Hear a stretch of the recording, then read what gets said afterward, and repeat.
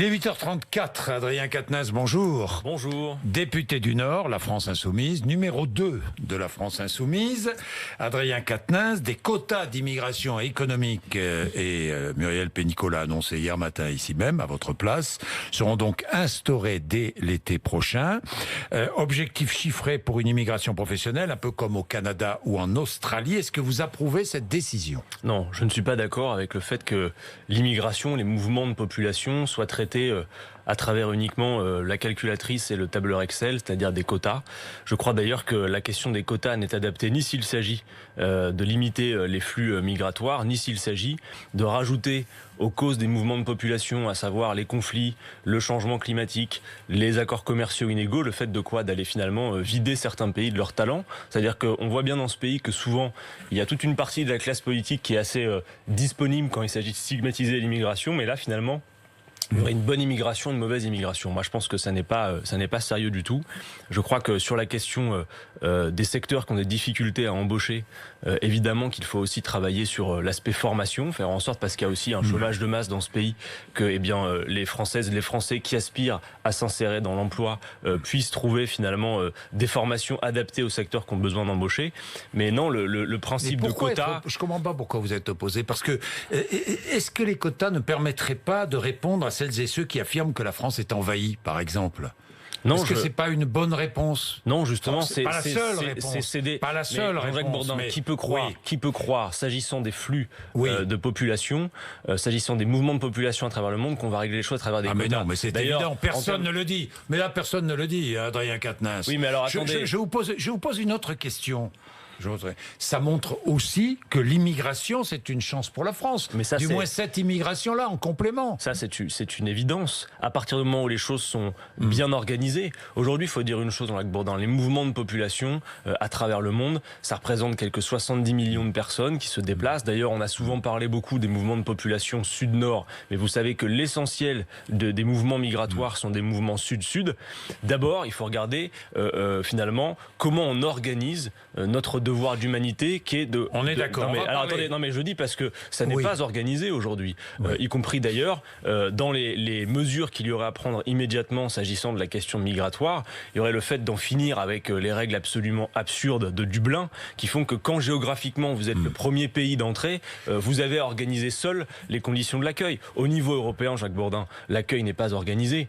Compte tenu de ce que pèse, quand on regarde dans la population européenne, les mouvements de population qui arrivent jusque dans l'Union européenne, c'est une goutte d'eau. Donc quand on parle effectivement de vagues migratoires, on se trompe. Mais là, de la même manière, je ne suis pas d'accord pour dire qu'on va vider certains pays de leurs talents. Moi, je suis pour qu'on crée les conditions que les gens puissent travailler. Quand des Français vont travailler au Canada, vous le regrettez? Mais non, pas du tout, je dis. Alors... Mais évidemment qu'il y a ça. Mais là, en l'occurrence, ce serait l'idée de dire... Alors que régler, est-ce qu'il ne vaut pas mieux réglementer justement l'immigration professionnelle, économique, plutôt que d'être dans une forme d'anarchie où le chef d'entreprise qui cherche quelqu'un pour travailler n'arrive pas à trouver Je vais vous répondre sur l'immigration, je vais vous répondre sur l'emploi. D'abord sur l'immigration, je l'ai dit, créer les conditions à l'échelle européenne d'un accueil digne. Ensuite, sur l'emploi, sur l'immigration économique. Ensuite, traiter aussi les causes des mouvements de population, parce qu'il est faux de croire, comme parfois on pourrait le laisser entendre au niveau de ce gouvernement, que finalement les gens se déplaceraient de gaieté de cœur. L'immigration, c'est d'abord et avant tout, faut le dire, Jacques Bourdin, une souffrance. Vous le savez. D'accord, mais là je vous parle de l'immigration économique. Oui, mais l'immigration économique, Jacques Bourdin, pour ceux qui s'en vont de leur pays, c'est aussi à cause d'accords commerciaux inégaux, c'est aussi à cause du fait que parfois nos pays ont des responsabilités dans l'incapacité des autres à se développer. Mais si nous avons besoin de main-d'œuvre, si nous ne la trouvons pas en France, pourquoi ne pas la faire venir d'un autre pays? Mais ça se passe, créons les conditions pour faire en sorte que les gens qui arrivent dans notre pays aient accès à des formations professionnelles et accès à l'emploi, ça oui. Et pour le reste, mais pas avec des quotas, pas avec des quotas. Il y a déjà des gens qui arrivent avec des objectifs. Il y a déjà des gens qui arrivent et dont il faut créer les conditions qu'ils puissent avoir accès à la formation et à l'emploi. Vous savez pourquoi vous êtes opposé aux quotas? C'est une raison quoi? C'est une raison idéologique? Non, c'est simplement le fait que moi je vous dis très clairement que je ne crois pas au fait que l'on traite la question des mouvements de population, des flux migratoires à travers des quotas. Exactement le même discours. Jacques Bourdin, soyons sérieux un peu. Pardon, Madame mais Le c'est la Pen, réalité. attendez, stop, arrêtons un instant. Madame Le Pen vous dit Oui. qu'on a un devoir d'humanité et qu'on doit organiser l'accueil digne des personnes qui se déplacent. Elle vous dit ça, Madame Le Pen?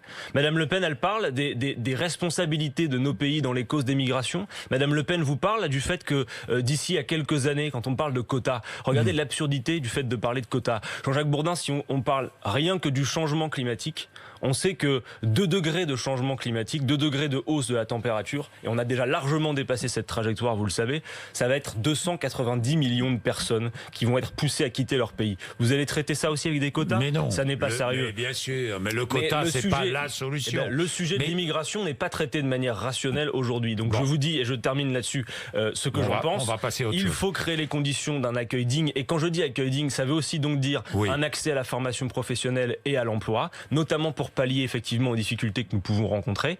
Pour autant, je considère aussi qu'il faut voir nos responsabilités dans les causes. Et je ne suis pas d'accord pour qu'en plus du changement climatique, pour qu'en plus des conflits, pour qu'en plus des accords commerciaux inégaux, nous rajoutions le fait que nous allions vider certains pays de leurs talents. Voilà ce que je veux dire. Je pense que par ailleurs, nous avons énormément à faire sur le front de l'emploi en France aujourd'hui. Certains pays se videront malheureusement à cause des et notamment du climat. à cause du changement climatique. Donc peut-être que la manière la plus rationnelle de traiter aussi cette question des mouvements de population, quand on regarde les proportions de déplacement, non, il n'y a pas aujourd'hui de vagues et de submersion migratoire comme c'est parfois dit. Par contre, c'est clair que si on ne traite pas la question du changement climatique, il va y avoir beaucoup de gens qui vont pas choisir de quitter leur pays, qui ne vont pas avoir d'autre choix que de le faire. Et ça, évidemment, on n'en parle jamais.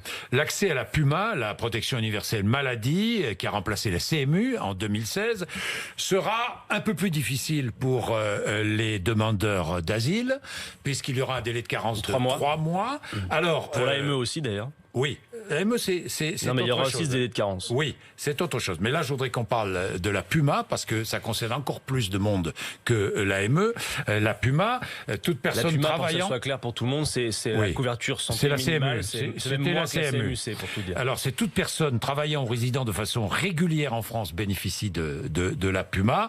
C'est une sécu de base pour un coût nul ou minime. Pour en bénéficier, il faut être en France depuis au moins 3 mois. On est bien d'accord. C'est ce qui va se passer du coup avec maintenant le délai de carence. C'est déjà ce qui se passe. Oui, mais là, le délai de carence, on va aussi l'approfondir, notamment s'agissant pour les demandeurs d'asile. Moi, je vous dis une chose. D'abord, puisqu'on parlait à l'instant du devoir d'humanité, moi, je vous le dis, et toutes les personnes qui travaillent sur la question des réfugiés le disent, il y a un fantasme autour de l'idée qu'il y aurait un tourisme sanitaire, un tourisme médical. Est-ce qu'il y a des fraudes ou pas? Vous avez regardé un peu ce que pèsent les fraudes dans le budget de l'AME? C'est 0, je sais pas combien, c'est ridicule. Et d'ailleurs, l'AME tout court, dans le budget de la santé, ça représente 0,4%. 904 millions d'euros fin 2018. Alors, vous dites 904 millions d'euros, mais il faut dire aux téléspectateurs et à ceux qui nous écoutent que c'est 0,4% du budget global de la santé. Avec une augmentation de 1,5% par an depuis 5 ans. Jacques Bourdin, une fois qu'on a dit ça... Non mais ok, une fois donné les chiffres. Vous êtes d'accord pour dire que ça pèse pas très lourd dans le budget de la santé. Mais surtout, pas d'accord ou pas, c'est vrai que ça pèse peu dans le budget de la sécurité sociale. Parce que ça aussi, là-dessus, ça a été beaucoup utilisé, notamment par l'extrême droite, souvent pour dire voilà, il y a des dépenses absolument incroyables. Alors d'abord, il y a 2 choses. Dans le devoir d'humanité, si vous avez quelqu'un qui a besoin de soins, et même si on considère parfois qu'il y a des soins qui sont, j'ai entendu Madame Buzyn dire ça, pas des soins urgents, souvent, quand vous ne vous soignez pas de manière régulière, des soins qui ne sont pas urgents aujourd'hui peuvent le devenir demain. Donc je ne suis pas d'accord pour dire qu'il y aura un délai de carence de 3 mois, à la fois du point de vue du traitement digne des personnes qui arrivent, mais aussi, Jean-Jacques Bourdin, du point de vue de la santé publique. Parce que pendant 3 mois, si quelqu'un qui arrive sur le territoire, qui ne peut pas se soigner, qu'est-ce qui va se passer? Vous croyez que les microbes et les maladies demandent leur papier aux gens pour savoir s'ils peuvent se transmettre de l'un à l'autre? Donc il y a aussi un enjeu de santé publique. C'est-à-dire qu'on prend un risque en disant que pendant 3 mois, des gens qui arriveraient sur le territoire et peut-être qui auraient besoin de soins n'y auraient pas accès. Et je veux redire que compte tenu des proportions, et les spécialistes du sujet peuvent vous le dire, de ce que ça pèse, je veux dire, non seulement dans le budget de la santé, c'est pas grand-chose, mais la fraude à l'AME, c'est une petite goutte d'eau dans un budget qui est déjà ridicule. Par contre, si vous voulez qu'on parle de fraude... Attendez, Jean-Jacques Bourdin, si vous voulez qu'on parle de fraude qui pèse sur les caisses de la santé dans ce pays, on pourrait parler de la fraude sociale patronale, qui, elle, est énorme et dont on se donne pas les moyens, finalement, d'y mettre fin. Les patrons sont des fraudeurs, quoi. Non, je vous ai pas dit ça. Ah bon? Jacques Bourdin. Vous me faites parfois des raccourcis. Mais il n'y aurait pas un petit Roland populiste chez vous? Jean-Jacques Bourdin, soyons sérieux. J'aime pas trop. Non, mais Roland populiste, moi non plus, j'aime pas trop parce que le populisme, il est plus partagé par la classe politique que par la classe journalistique. C'est difficilement supportable. Non, mais c'est difficilement supportable. Vous voyez, comme moi, vous dites la même chose que Madame Le Pen, où tous les patrons sont des fraudeurs. Finalement, il ressortirait que ça par provocation. Par provocation. Et bien moi aussi. C'est une petite provocation. Bon, alors justement, parlons de l'emploi peut-être. Non. Vous avez dit qu'on en parlerait. Mais c'est moi qui décide, pardonnez-moi, Adrien. Oui, mais la dernière fois que je suis venu ici, Jean-Jacques Bourdin, on a dit qu'on parlerait notamment de l'emploi, mais il y a une actualité aussi, Allons-y. Qui est une actualité du 10 novembre, dimanche prochain. Vous allez défiler contre l'islamophobie ou pas? Moi, pour des raisons personnelles, je serai tenu à distance, mais il est vrai que le groupe La France Insoumise a signé un appel à la mobilisation pour le 10. Alors moi, j'ai vu que... Pourquoi vous n'irez pas? Parce que je suis retenu pour des raisons personnelles. Voilà. Vous y seriez allé sinon? Certains de mes amis iront. Vous y seriez allé ou pas? Sûrement. Mais pour défendre quoi? Pour défendre quelque chose de clair. Moi, je vais vous dire une chose, j'ai vu cette petite polémique autour du texte qui a été signé. C'est certes, sur ce texte n'est pas une panacée, mais dire une chose. Surtout qu'il parle... attendez, il parle de loi liberticide. Oui, j'y viens, je vais vous dire. Oui.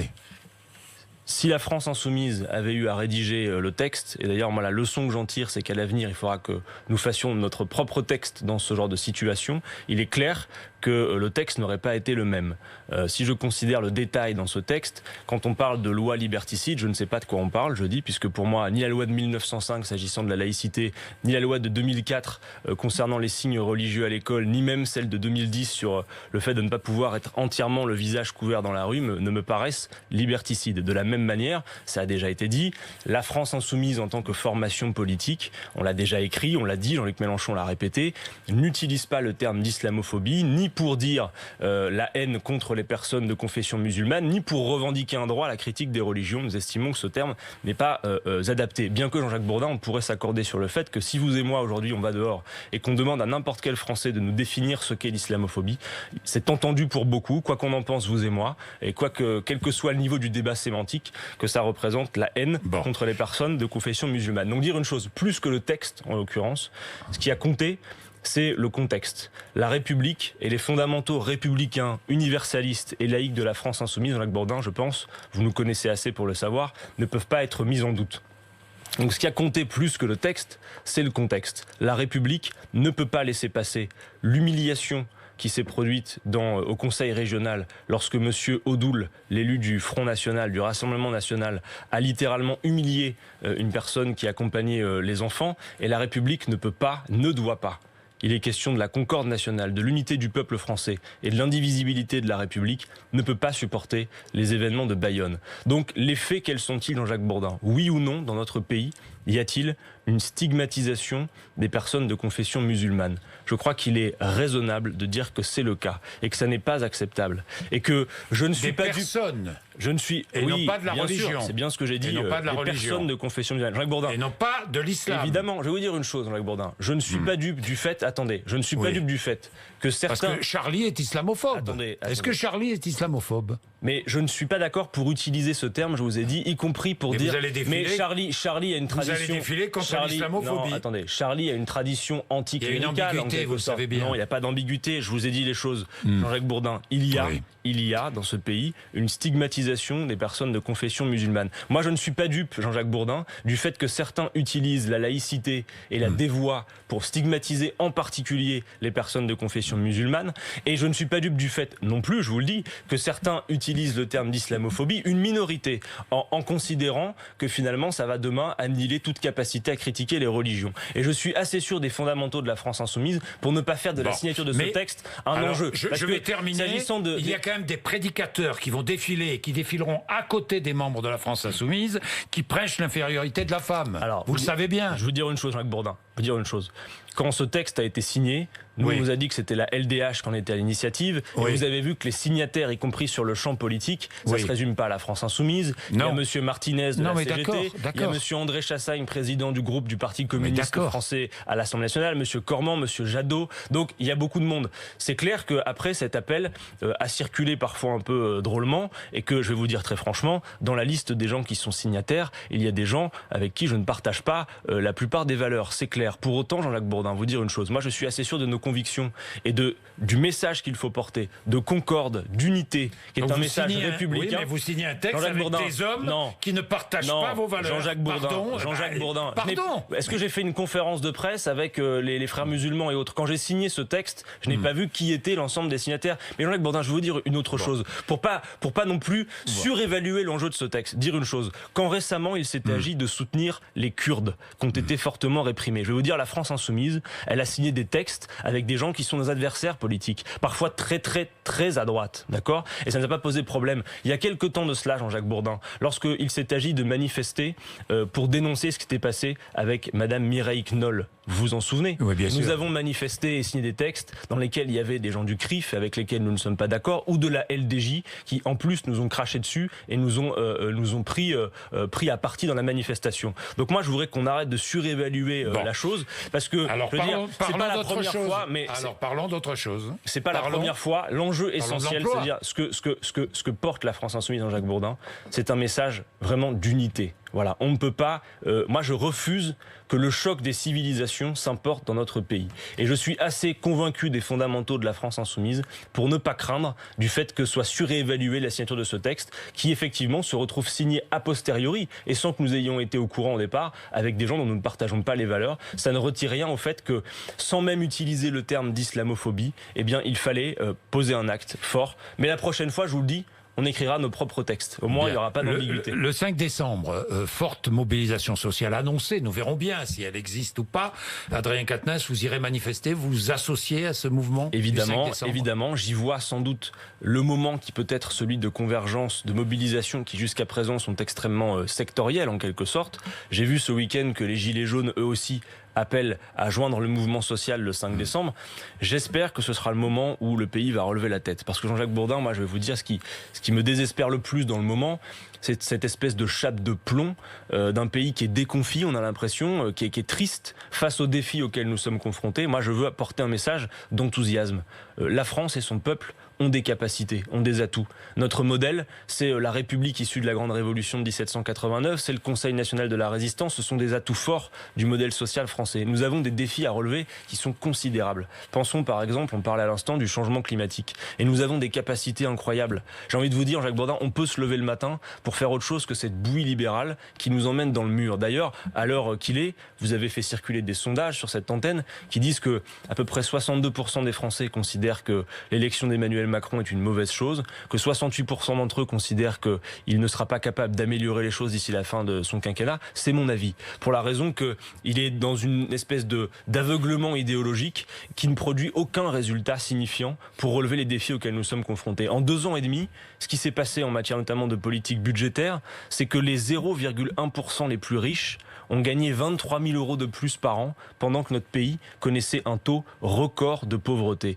L'activité... Mais un taux de chômage qui baisse. Alors, parlons-en justement. Hier, vous avez reçu ici Madame la ministre Pénicaud. Oui. Moi, vous savez, vous me trouverez toujours à applaudir des 2 mains lorsque le chômage baissera, peu importe qui réussit à le faire et quel que soit l'étiquetage politique. Maintenant, derrière les statistiques, il y a une réalité sociale, Jean-Jacques Bourdin. Oui, aujourd'hui, on le voit, les statistiques du chômage baissent. Mais quelle est la réalité sociale derrière? La réalité sociale, c'est que le chômage tue. 14 000 personnes meurent du chômage par an dans ce pays. Et on a l'impression, notamment s'agissant de la réforme de l'assurance chômage, que, on pourrait durcir les conditions d'accès à l'indemnisation. Des tas de gens vont voir leur indemnité diminuer, ou en tout cas avoir moins accès à l'indemnité. Ça va être une véritable catastrophe. Comme si finalement il serait facile de trouver un emploi. Alors Madame Pénicaud nous dit, on n'a jamais autant embauché qu'aujourd'hui. C'est vrai. Mais quel type de contrat? On n'a jamais autant signé de contrats, mais des contrats extrêmement courts. Donc Bourdin, vous êtes favorable au bonus-malus? Je veux qu'on aille plus loin. Puisqu'on parlait de quotas tout à l'heure, moi je suis favorable à des quotas modulables selon la taille de l'entreprise. C'est ce que nous avons proposé avec la France Insoumise, qui referait du CDI véritablement la règle. Jean-Jacques Bourdin, aujourd'hui, le CDI est la règle de droit commun. Or, 87% des contrats qui sont signés sont des contrats courts. 30% de ces contrats sont des contrats de moins d'1 mois et une proportion significative d'entre eux sont des contrats de moins d'1 jour. Vous imaginez un peu la vie qu'on propose aux Français quand le travail est à ce point précarisé? Vous croyez qu'on peut faire des projets dans la vie, qu'on peut se projeter en termes d'investissement pour soi et ses proches quand on a du travail précaire? Donc, quelques solutions sur le front de l'emploi. D'abord, se doter véritablement de moyens pour lutter contre les contrats courts.